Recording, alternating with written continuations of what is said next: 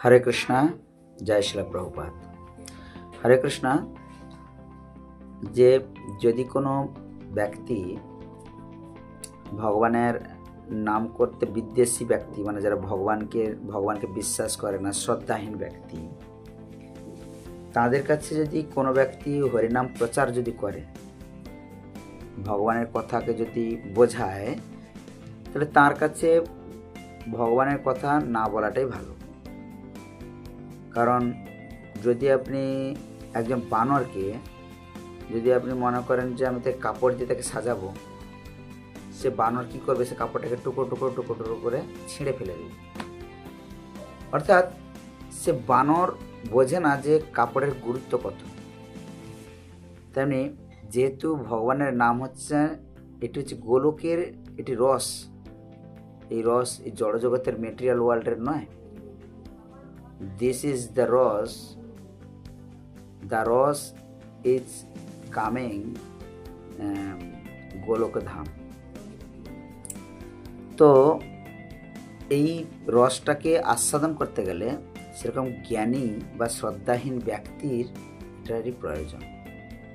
তাই যারা শ্রদ্ধাহীন ব্যক্তি নয়, তারা এই রসকে আস্বাদন করতে পারবে না।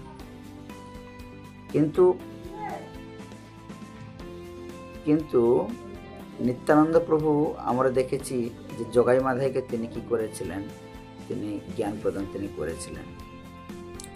কিন্তু যেহেতু চৈতন্য মহাপ্রভুর আশীর্বাদ এবং নিয়ে নিত্যানন্দ প্রভু তিনি একজন স্বয়ং ভগবানের পার্শ্বদ, তিনি নিজে ভগবানের নির্দেশে তিনি প্রচার করতে গিয়েছিলেন।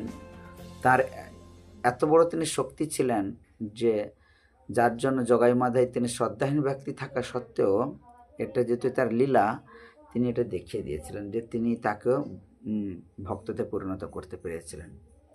ঠিক আমাদের জীবনে যদি এইরকম যদি কোনোদিন যদি হয়, তাহলে আপনি তাকে ভক্ত করতে পারেন যদি আপনার সেই রকম জ্ঞানের যদি ভাণ্ডার থাকে, তাকে বুঝিয়ে তাকে ভক্ত করতে পারেন।